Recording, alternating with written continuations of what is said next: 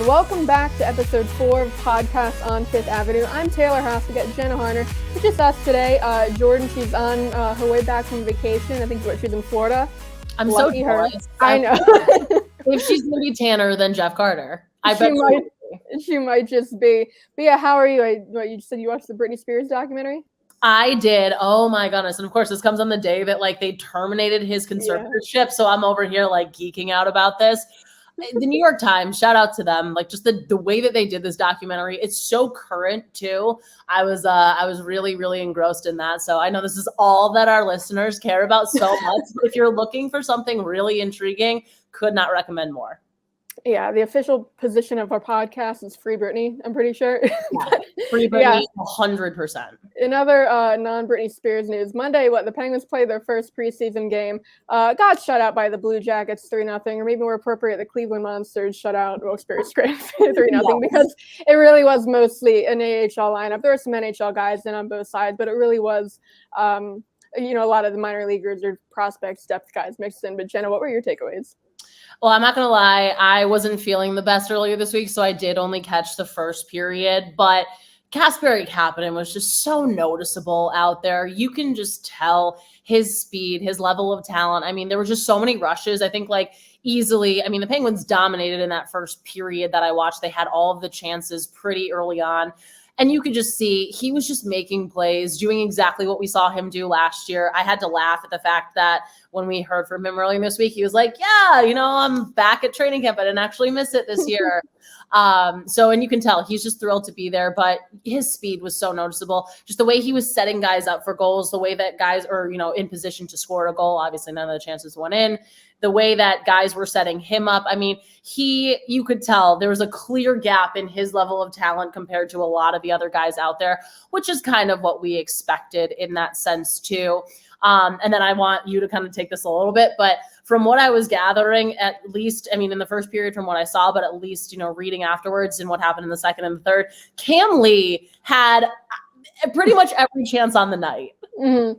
Yeah, he did lead in shot attempts and shot on goal. He had 10 attempts, 6, on net. And I think all of the shots on goal were in the first two periods alone. But yeah, just watching his feet and the way he walks the blue line, and just the way he uses his mobility to open up scoring lanes for himself. That's kind of what we saw from him all game, but then also from watching him in Wilkes-Barre too. I remember even because before P.O. Joseph got sent down to Wilkes-Barre, Cam Lee was quarterbacking the first power play unit. And that ability to move along the blue line and open up scoring chances for himself was, I think, something J.D. Forrest mentioned to me straight out of training camp in the preseason down in Wilkes-Barre last year. So that's just who he is.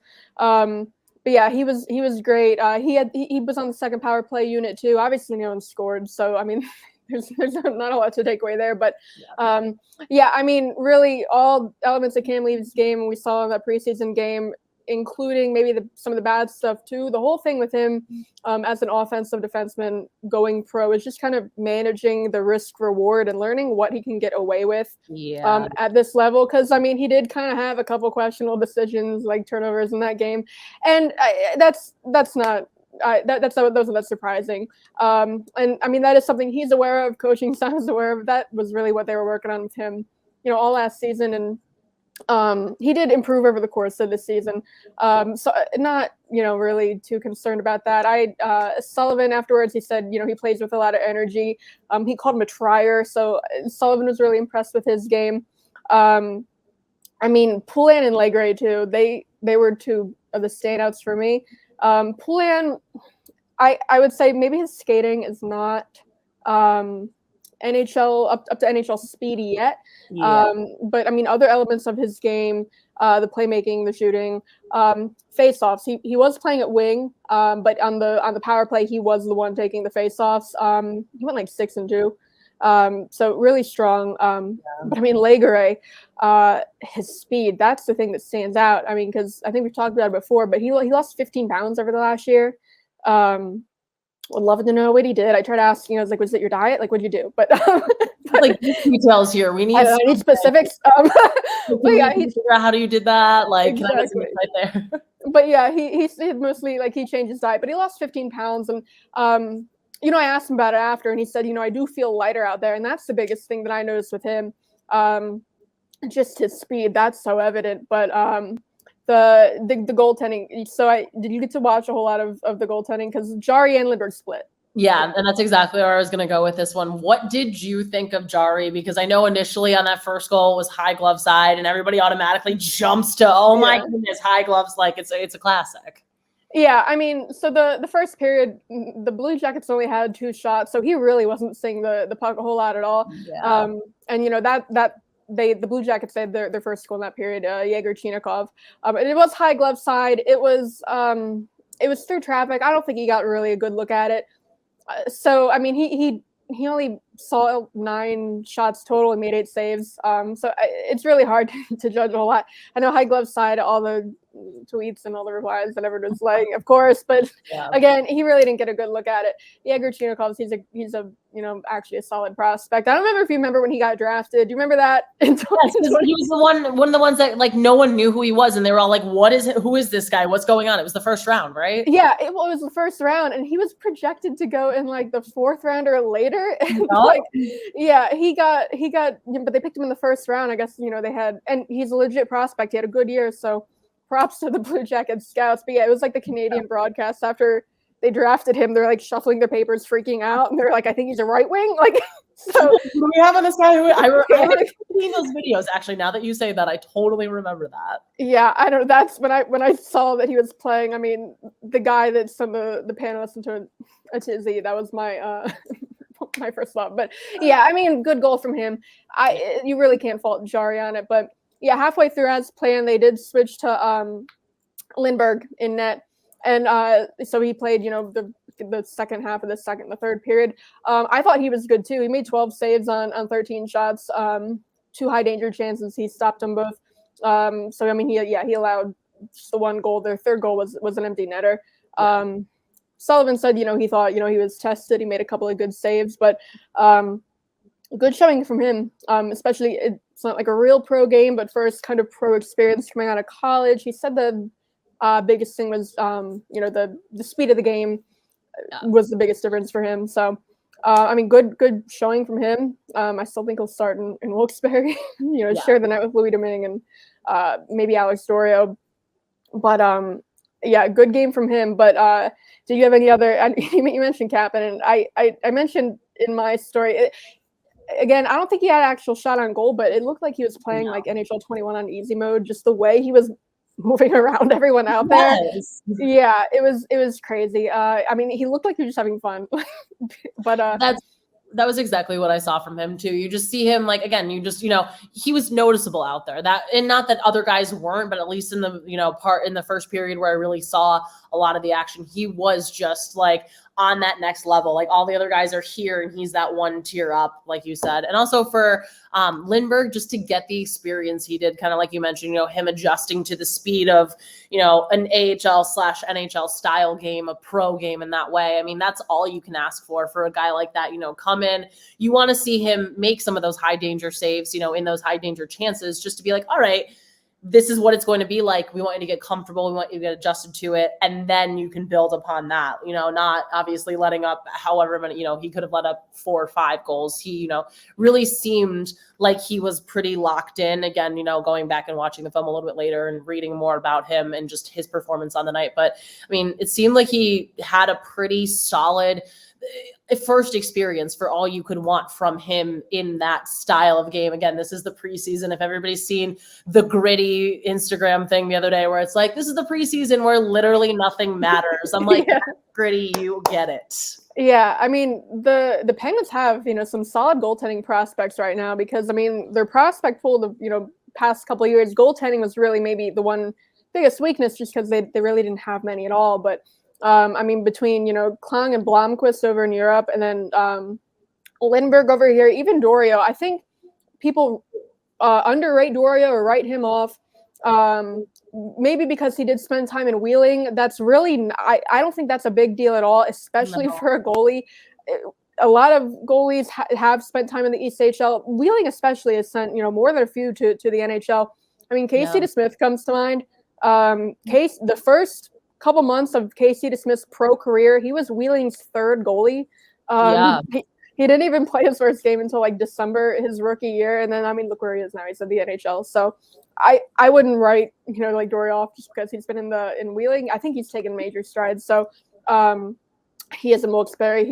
He's not going to get a preseason game up here, but they really have some solid goaltending prospects. On the other side, not young guys. Brian Boyle, what do you think of him in his first preseason game?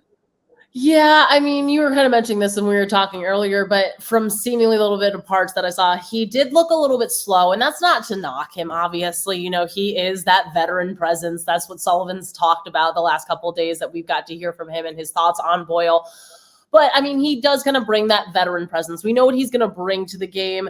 He is going to be a little bit more of like a bigger body that they're going to look to. Potentially, maybe, hey, is he going to be – I don't want to say an enforcer because it's not entirely what we know the Penguins to be and to have those types of guys, but is he going to kind of be a guy that can stick up for his guys if someone says, hey, I'm not sure I'm liking what you're doing, for him to kind of say, is he going to be able to do that? So but like you did mention, he did just, maybe just he's going to continue to get back up to speed type thing. Yeah, I mean, he's older, he's a big guy, he hasn't played pro hockey in the last year, so I mean, he did look slow, but that's not a surprise. He had one huge hit, late in the first period, and I think a lot of people are focusing on. But still, I mean, his lack of speed was the biggest thing that stood out for me. I still think he'll make the team just because of the lack of better options at center. I mean, you can sign him again, he didn't play last year. You can sign him for a cheap league minimum. And then when Malkin comes back, when Crosby comes back, if they don't need him, if you still need to get cap compliant, waive him. If he gets claimed, oops, oh well. If he makes it down to Wilkes-Barre, okay, then he can go down there and kind of be the veteran presence down there. So I don't know. I still think he'll make the team, low risk. Two guys who I thought had pretty quiet, good games. I'm pretty sure I mentioned on here before that the forward in the system who maybe is the closest style-wise to Brandon Tanev in terms of like chippiness and really all kinds of things. Elements of Tanev's game is Jordy Bellerive. The physicality, and we saw that in the preseason game. He had a couple of big hits. He's very stocky, very sturdy on his feet. There are a couple of times when a hitter just collide with a Blue Jacket and they bounce off of him like he's a wall. And that's really kind of what we saw all year from him in Wilkes-Barre. And I mean, Tanev, he led the Penguins in drawn penalties, and Bellerive had 2 that game. They had 5 power plays, and 2 of them are from penalties he drew. So good for him. I'd like to see him get an NHL shot. He's been in the organization a couple years. He had a rough go he was in the bonfire accident, really hurt his hands. He had to readjust some parts of his game. But I thought, he's taken major strides. And then the one that people aren't going to like, Dominic Simone, he's like a lightning rod for criticism. But I feel like if you watch that game and you didn't see how good he is people hate when you talk about puck possession. I feel like people don't really get what it means, but no. I mean, he's good at holding on to the puck, and when he has it, the other team doesn't, so they're not scoring. But he's also very good at setting up his teammates. And something Sullivan said, I asked him about where does Dominic Simone fit in? He said he can really play with anyone, and he said we have a lot of guys who like playing with him, and people were like, well, he doesn't finish. Well, but that's not his role. That's exactly. I don't he's not going to I'd be surprised if he's on the top line again. He's probably going to be the bottom 6 if he's in the lineup at all. But, when he was on the top line, he doesn't have to be the finisher when he's playing with Crosby and Gensel. And what the season he spent the most time up there was 2018-19, and even then he only it was just under a third of his ice time on that line. But I think he finished 5th that year in even strength assists. And the top line as a whole scored at a significantly higher rate when he was on it. And it's because people are like, well, but how is that possible? Because he's not scoring. It's because he's very good at getting the puck to, the guys on his line, which is why Sullivan said guys like playing with him. So I thought we saw that, that was on display. I think we'll see him play some NHL games this year. I don't think he'll be on the top line, but I think he definitely has a place in this lineup. Yeah. But I guess we'll take a break. We'll come back. We'll talk about maybe we'll have a better idea of what the actual lines will look like based off of Wednesday's practice. So we'll talk about maybe the actual lineup in the next segment. Stay with us.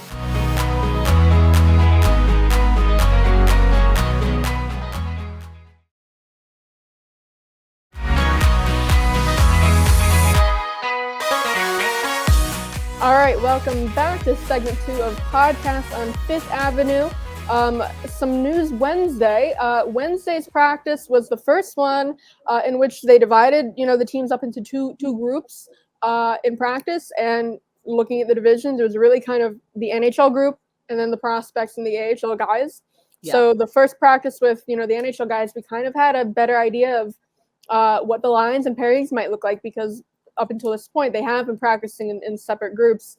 So that we can just go like line by line, pairing by pairing, and just kind of give our thoughts on this lineup. It might not be what they end up playing game 1, but this is at least what they're trying out first.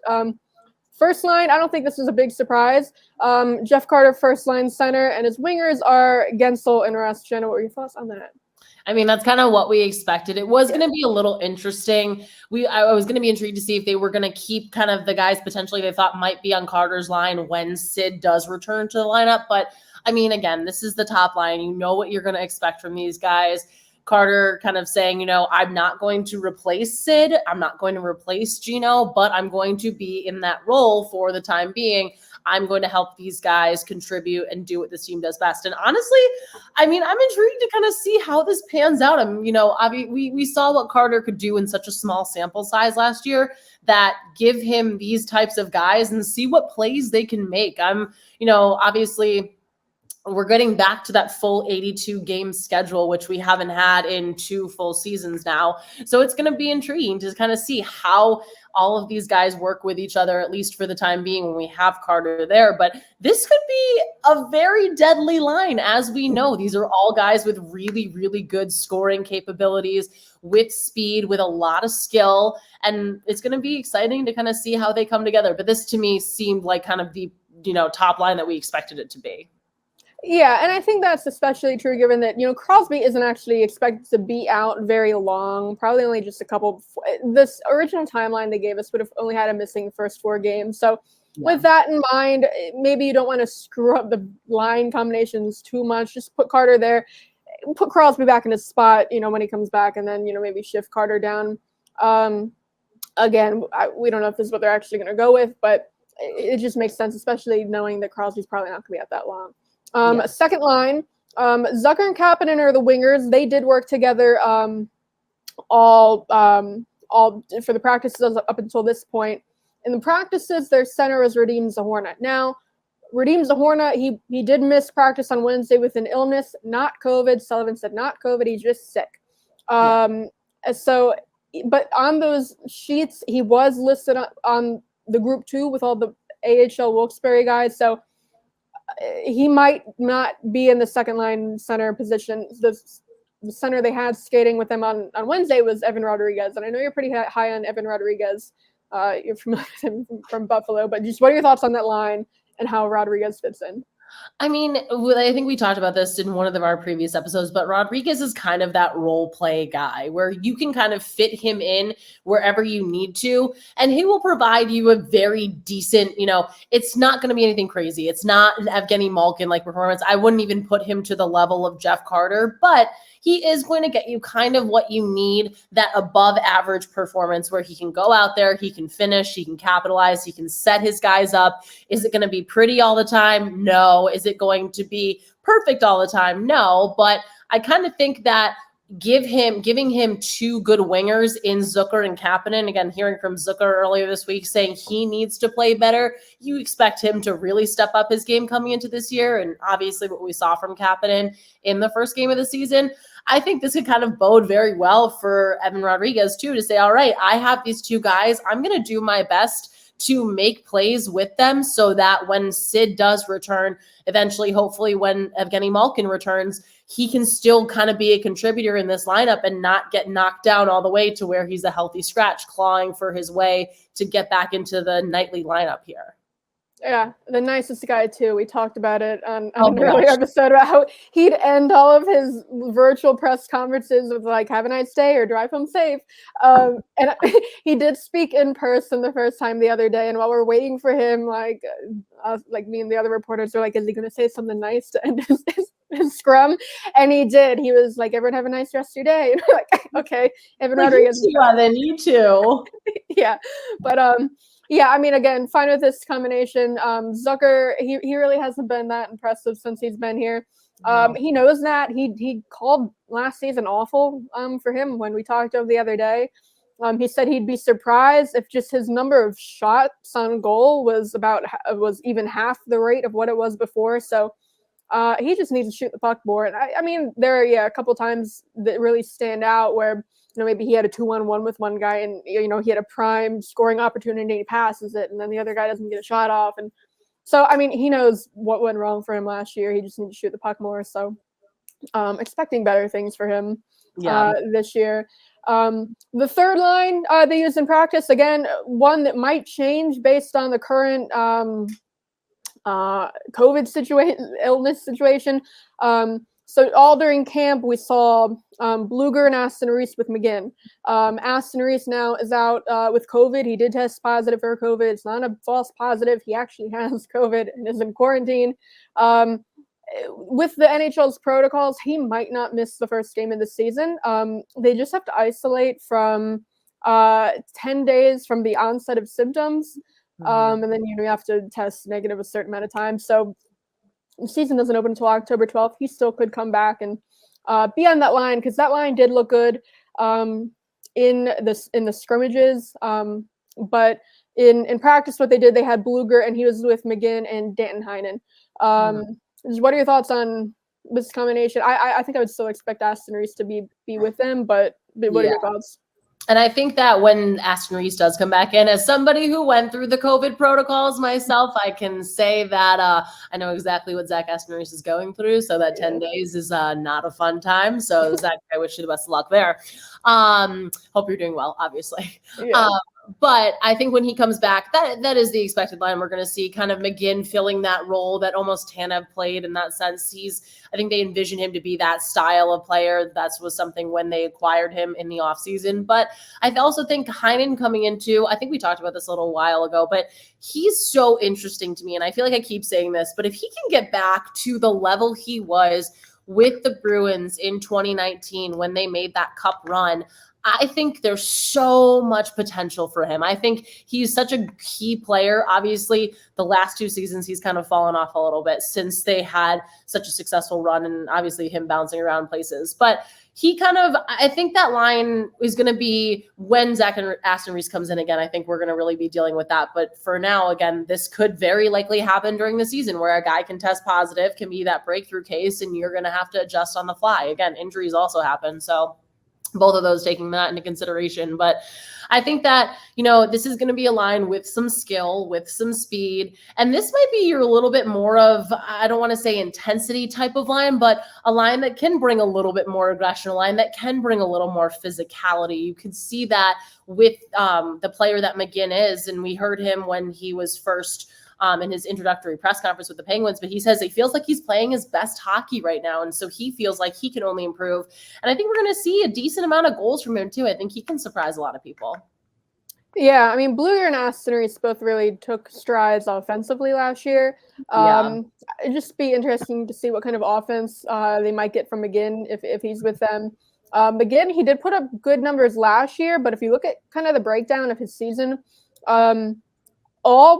so I can't remember his point totals off the top of my head, but all but 1 goal and 1 assist came in the first chunk of the season when he was playing on the top line with like Aho and the Hurricanes, actually big name guys. And then he got shifted down to the third line, and in the last 2 months of the season, he only had 1 goal. He only had 1 goal and 1 assist. Playing when he wasn't playing with the top guys. So it'll be interesting to see what kind of offense we get from him if he is in a third line bottom 6 role like this where he's not playing with the Penguins top 6 guys. Is he going to be able to create chances? Is he going to be able to make himself a visible presence on the ice? And then so the fourth line they used in practice, it wasn't really one fourth line. They were rotating guys in and out. One guy who remained consistent on the right wing was Dominic Simone. We just talked about Dominic Simone in the last segment. Him staying on that right wing makes me think that he's someone that could start in the lineup with the guys they have. The guys who rotated in the two other spots were Anthony Angelo, Drew O'Connor, and Brian Boyle. Yeah, I'm not sure really what you can expect from this line. Brian Boyle, we just talked about, probably makes the team, but again, he's pretty slow.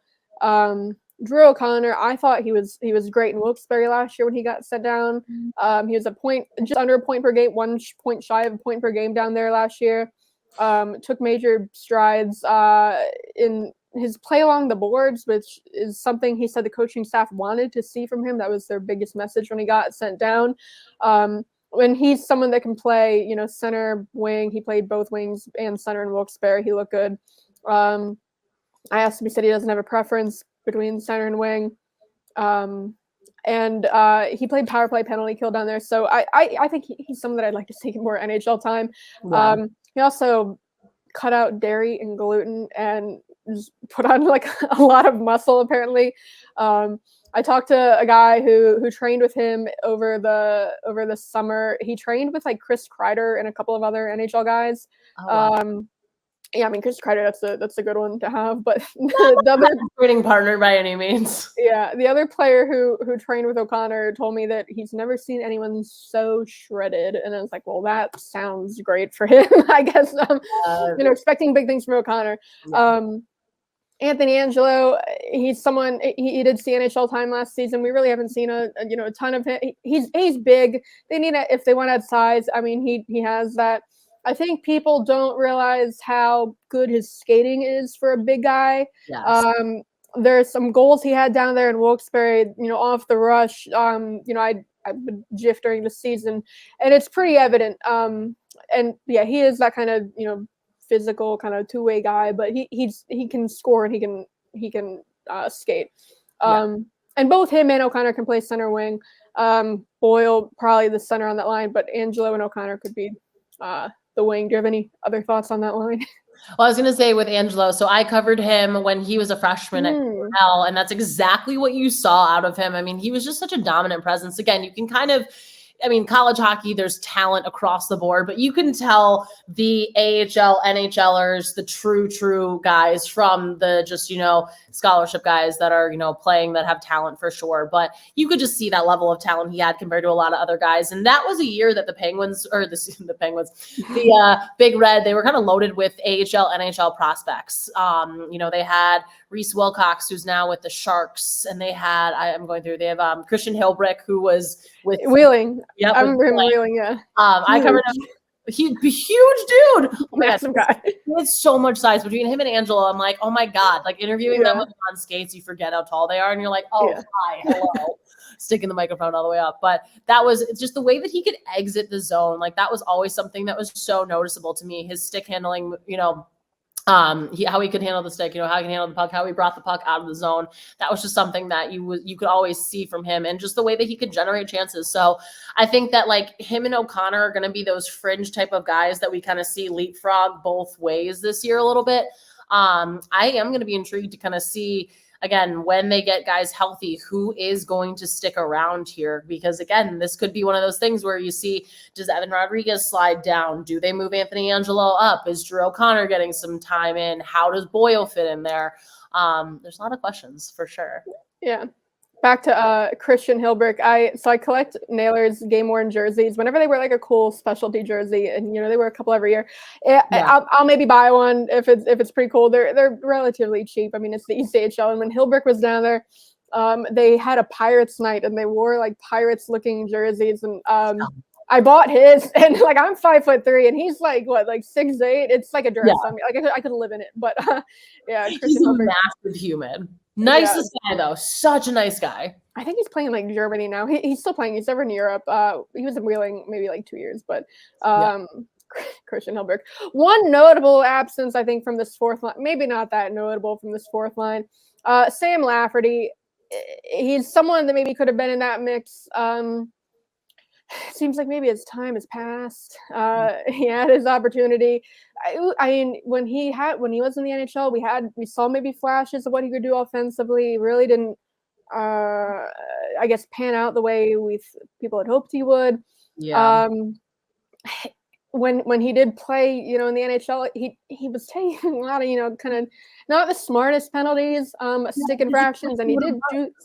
Yeah, and he did that twice in the preseason game, which, then the day, the next practice, he's not in the NHL group, so I don't know if maybe that had anything to do with it, but he did speak before that game about how, with Tanev's gone, there's a void on the penalty kill, and he thinks it'll be key for him stepping up, and helping the penalty kill, and I mean, he did that by just giving them a lot of practice in the preseason game because he put him on the PK twice. You want to see the penalty kill if you're sitting in the box. Yeah, veteran move from him, giving the PK that extra practice. But yeah, he's someone that he could stick around as an extra forward, might end up he could clear in Wilkes-Barre. Maybe he would clear and end up in Wilkes-Barre. Might be good for him to just get regular playing time again and see if he can, because he's a younger guy. I wouldn't write him off, but for right now, it looks like he's not going to be in the NHL lineup. The defense pairings, we could probably move through pretty quickly. Dumoulin, Letang, probably not really a whole lot to talk about there. That's their first defense pairing. It didn't change. Mike Matheson and John Marino, that was the pairing Matheson was with Cece. Last year, Marino was more so with Pettersson. Looks like Matheson's going to be with Marino. I think something we saw from Matheson last year is that he kind of needs someone to keep him in check. Because he is, the Mike Matheson experience is, he might make some great offensive play, but then some boneheaded turn the puck over next. And so I think maybe John Marino could be that guy for him to keep that pairing responsible.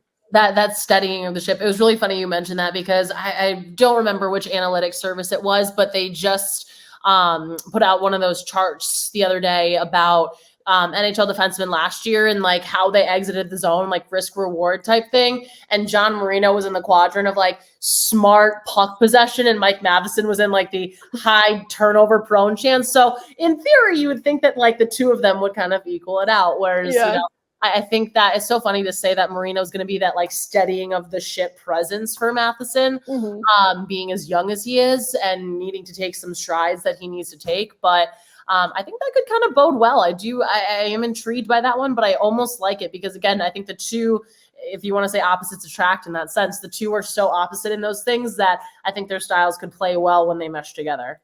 Yeah. And then the third pairing, so Pettersson, the last guy on the left side. And then, one of the questions during the training camp is who's going to replace Cece, and the third pairing on the right side. The two right-handed options they have, who would seem to be in contention for the job, are Mark Friedman, Chad Ruhwedel. Chad Ruhwedel was the guy who practiced on that pairing in practice. Again, Chad Ruhwedel is Chad Ruhwedel. He's someone who can sit out for long periods of time, come in, and not be awful. He can, be responsible. And I don't know, he had a couple of moments last year, highlights. I remember he went one-on-one with Ovechkin one point and took the puck off of Ovechkin's stick, and I jiffed that, and I was like, look at Chad Ruhwedel getting it done. But again, if it's between him and Mark Friedman, I don't think it's that's not going to make or break the team. No. Mark Friedman, I think he's someone we'll still see get into games if he's not, the first guy on that pairing. I don't know, especially if it's against the Flyers. The games against the Flyers out there because it'll just engage everybody. There will be flames coming up all the time. Yeah, it's if you watch those games where Mark Friedman against the Flyers, because that's where they claimed him off of waivers from. There was real beef between him and some of those guys. That was not fun. Giving it to their former teammate. It's they were. I don't know what happened. I need to know what happened in that locker room. I need to find that out from somebody. What happened that made them all so mad at Mark Friedman? Yeah, he doesn't seem like that unlikable of a guy. At least from what we've seen from him here, it looks like he gets along with the guys here. So love to know what happened there. And then so the guy Friedman skated with is Juuse Riikola. I don't know if we're gonna. I don't know why Riikola would resign here. given the way that he's been used. I mean, he stepped in at forward at times when they needed him. It seems like the least, he's done is step in on the left side of a defense pairing. Like, even when he was stepping in on defense, he was playing on the right side, which is not his natural side. It's like what he's done the least since being here is playing on the left, his natural position. Again, Sullivan talked about that too. He's like, it's unfortunate, when there was an opening last year, he was dealing with an injury. Again, I don't know. I'd like to see him just to see what he can do with more regular playing time. But again, if a regular spot opens up on the left side, I feel like we're still more likely to see P.O. than Juuso Riikola. So yeah, Juuso might be that guy that sits around, and if they need someone to step in one game or so, maybe if they don't want to if there's not time to call up P.O., Juuso Riikola can step in. Yeah, I don't know what else you could expect to see from him, because I doubt it's going to be as a regular on the left side. But yeah, that's it for that. The lines and the pairings from practice. We're gonna take a break, come back for the third segment where we're gonna talk about just some fun things that happened off the ice over the last week, this first week of training camp. So stay tuned.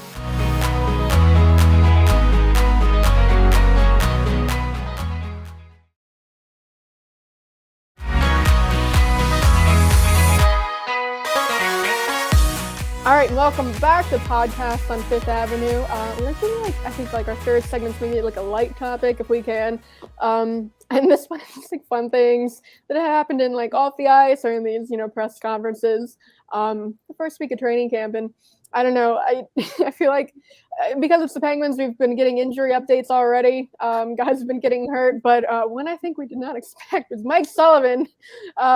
He comes in, I think it was the second day of camp, maybe. He has this big mark across his nose.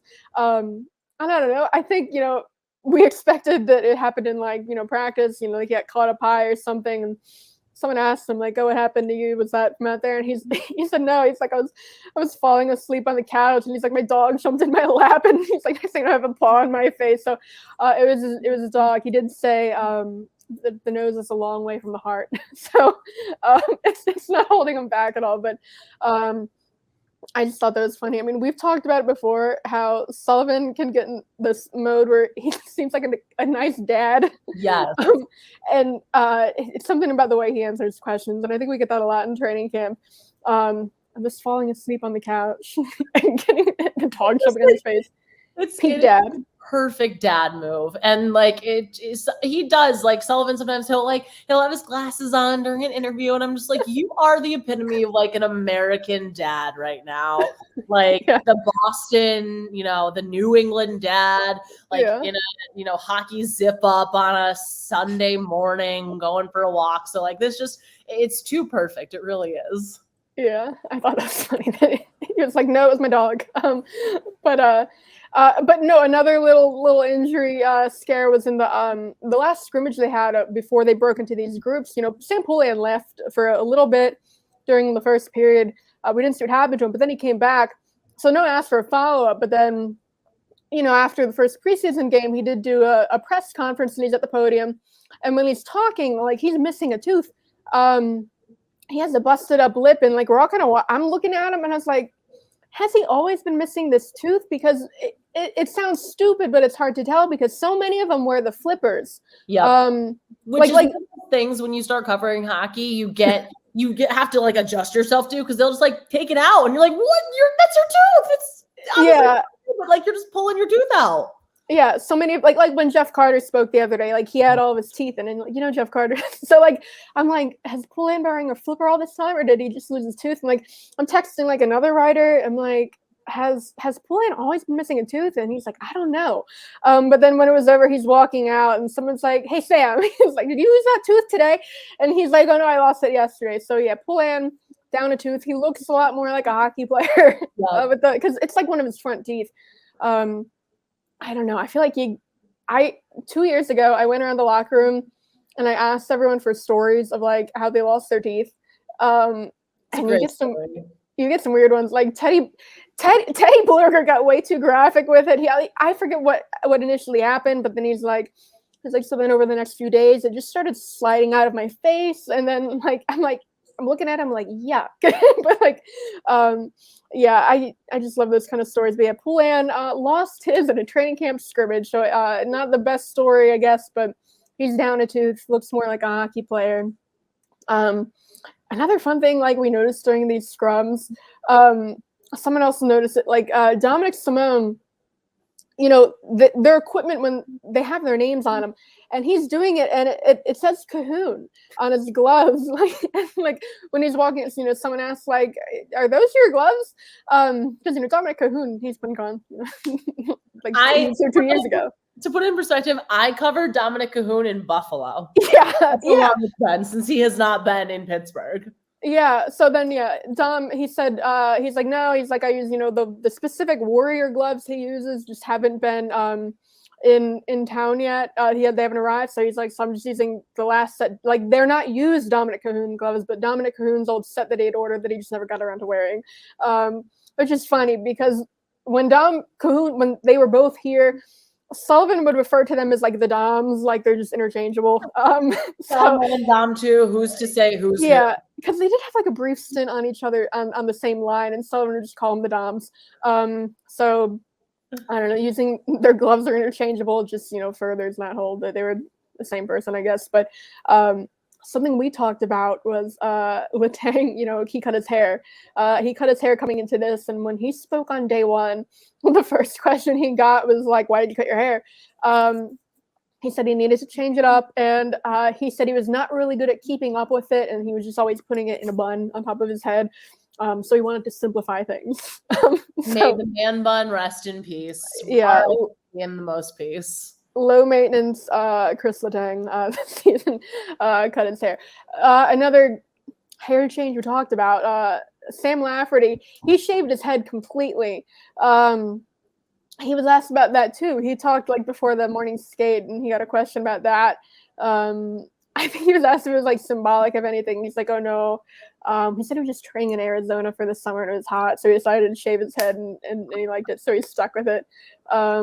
And when you texted Jordan and I and said that Sam Lafferty shaved his head, I was like, what level of shave are we talking about? Like, is he full bald? Is it like that? Like, I know guys have like 1, 2, 3. Is it like a 1 setting on the buzzer? Like, what are we talking here on the Clippers? So, yeah, like it's full bald. Yeah, he went in there and asked for the Chad Ruedel.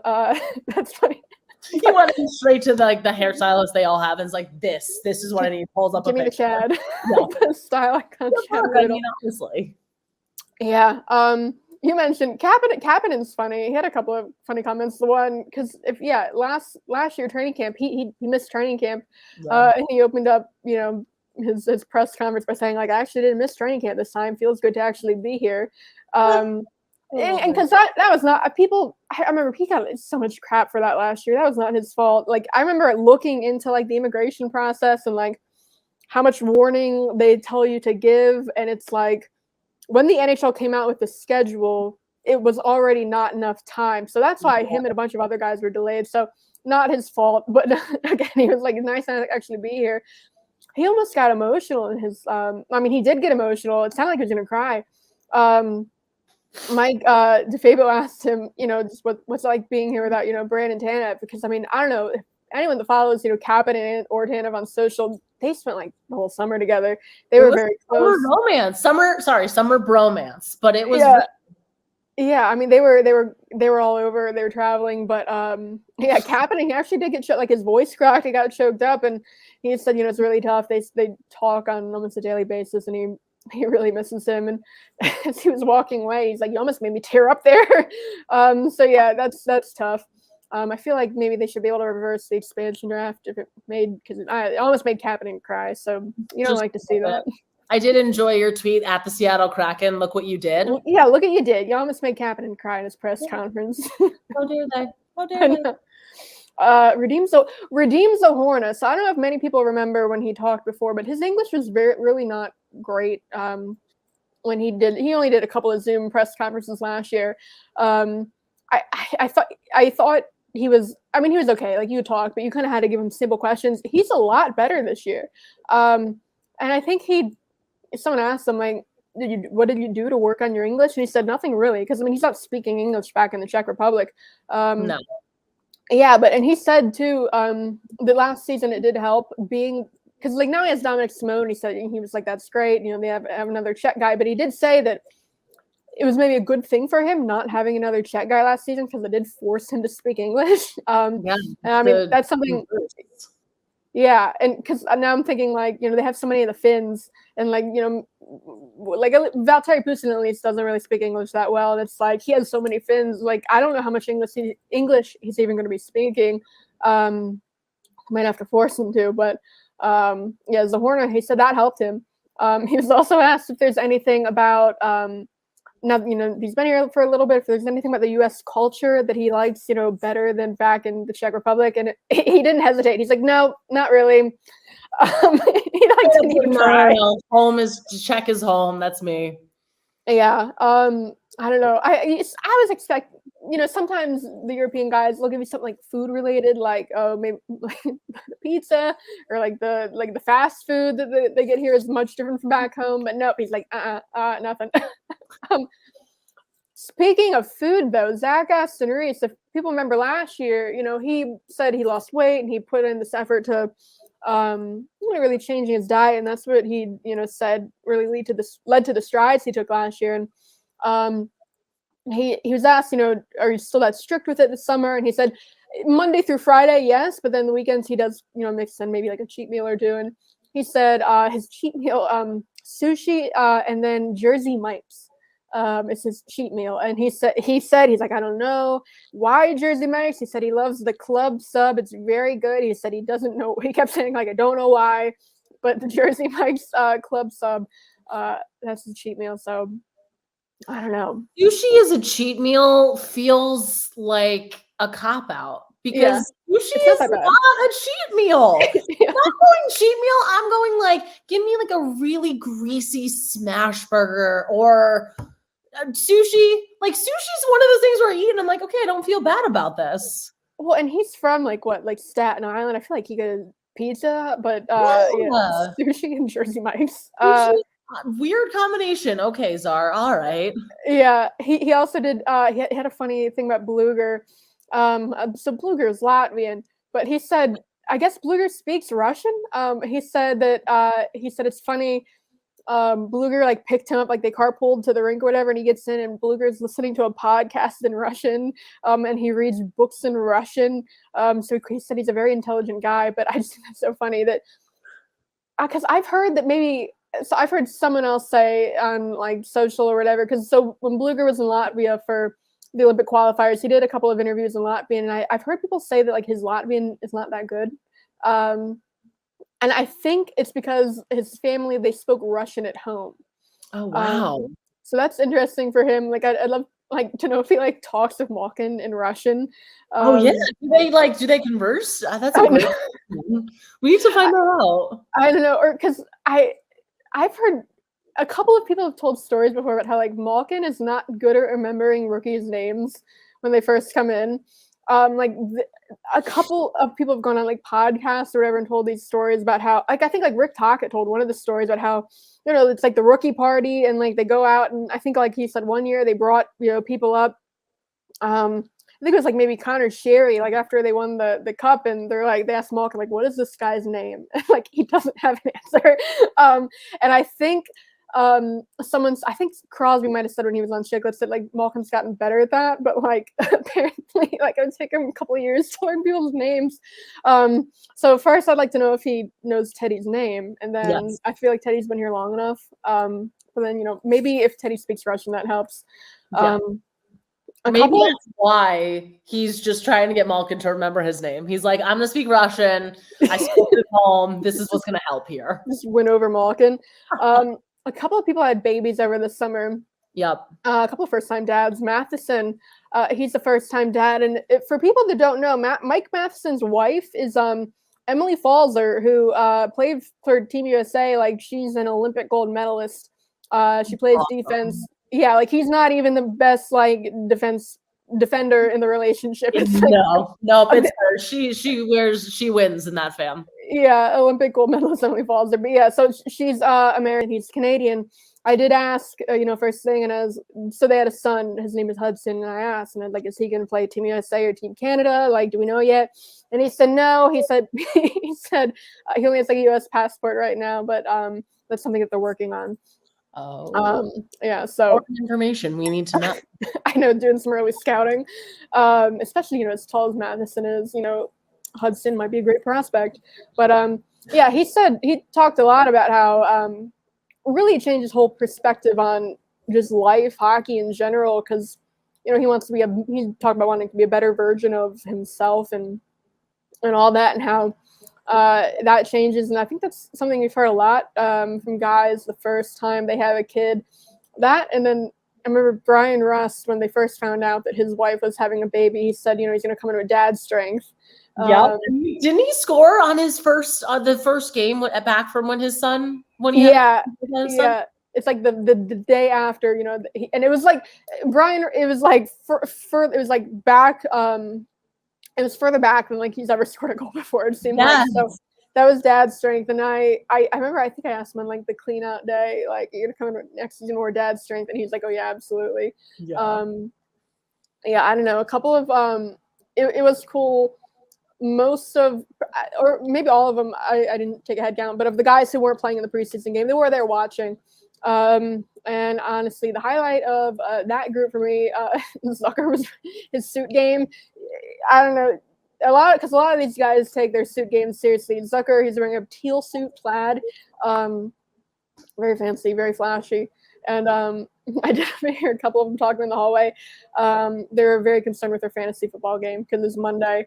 Last I heard was that Teddy Blueger had pulled into the lead. Don't quote me on that, because it was pretty like early in the night. But necessary things to worry about, obviously. Yeah, in the middle of the preseason game. Talking about the Teddy Bluger. I don't know.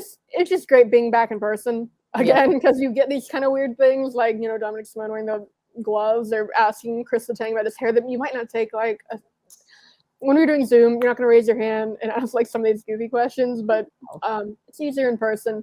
We're not in the locker room, by the way. I know that some teams are opening up their locker rooms. It's pretty much just up to the teams what they want to do. Yeah. And a lot of it depends on how much media they have. So Pittsburgh, we have a lot of people covering the Penguins. So I think like that's why they're not just letting us Miller in the locker room.